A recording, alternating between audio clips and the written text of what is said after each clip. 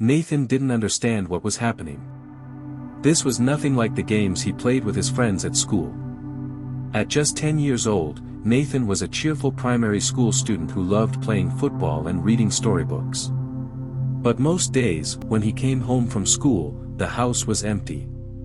His parents, Mr. and Mrs. Ade, owned a large shop in the market and worked hard to provide for him. The school bus would drop Nathan off at home by 3 p.m., leaving him alone until his mother returned at 6 p.m. One evening, feeling lonely, he told his parents, "I don't like being home all by myself." "We're sorry, Nathan," his mother said gently. "It's just for a few hours. We have to work hard to pay for your school fees and everything you need." Nathan nodded, understanding their struggle, but deep down he wished they had more time for him.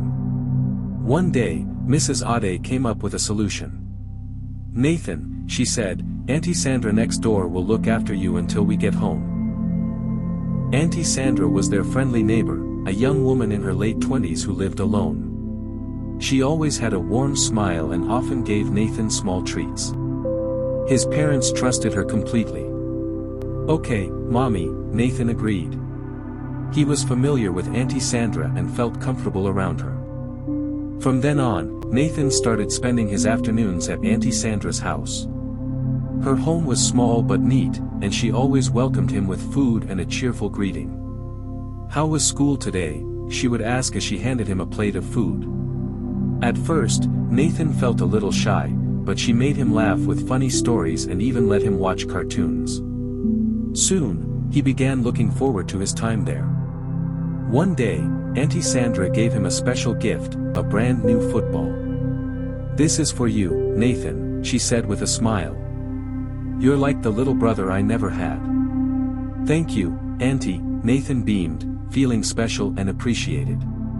But then things started to change. One afternoon, after Nathan finished his homework, Auntie Sandra sat close to him on the couch. "Nathan," she said, "let's play a special game. It's just for us. Don't tell anyone, okay?" Naren hesitated. He didn't understand, but Auntie Sandra was smiling, so he thought it was harmless. However, as the game began, he felt deeply uncomfortable. This wasn't like the games he played at school. He didn't like it. "I don't want to play this game," he said softly. "Don't worry," Auntie Sandra reassured him. "You'll understand soon." But Nathan didn't feel reassured. Instead, he felt confused, scared, and uneasy. He didn't know how to explain what was happening. As time went on, the discomfort grew, and so did his distress. At night, he started waking up to find his bed wet, something he hadn't done since he was much younger. At first, he thought it was an accident, but it kept happening. Shame and fear gripped him, and he didn't know why. One evening, sitting alone in his room, he wished he could talk to someone. The next day at school, his teacher, Mrs. Okafor, noticed something was wrong. Normally cheerful and active, Nathan was now quiet and distant. "Nathan, is everything okay?" she asked kindly. He hesitated, staring at his desk. He wanted to speak but couldn't find the words. Later, Mrs. Okafor gently pulled him aside. "You can tell me anything," she assured him. Tears welled up in Nathan's eyes. Finally, he whispered, "It's Auntie Beezy, she makes me feel uncomfortable." Mrs. Okoro listened carefully, her expression full of concern. "Thank you for telling me, Nathan. You are very brave. This is not your fault, and I will make sure you get the help you need." She immediately informed the school counselor and principal, who then contacted Nathan's parents. When Mr. and Mrs. Ade learned what had been happening, they were devastated. "We are so sorry, Nathan," his mother said, holding him tightly. "We should have listened to you earlier."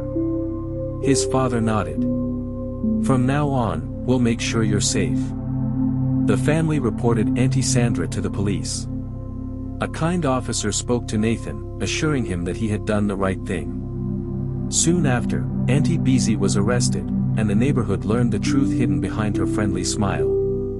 Determined to be more present in their son's life, Nathan's parents adjusted their schedule so that he was never alone after school. They also took him to a counselor who helped him process his emotions and heal. As time passed, Nathan's nightmares and bedwetting stopped. He began feeling like himself again, playing football with his friends, smiling and laughing just like before. One day, he approached Mrs. Okafor at school. "Thank you for helping me," he said sincerely. "You're very brave, Nathan," she replied with a warm smile. Through it all, Nathan learned an important lesson: it's always okay to speak up when something feels wrong. There are people who will listen, believe, and protect you. Don't forget to subscribe for more stories.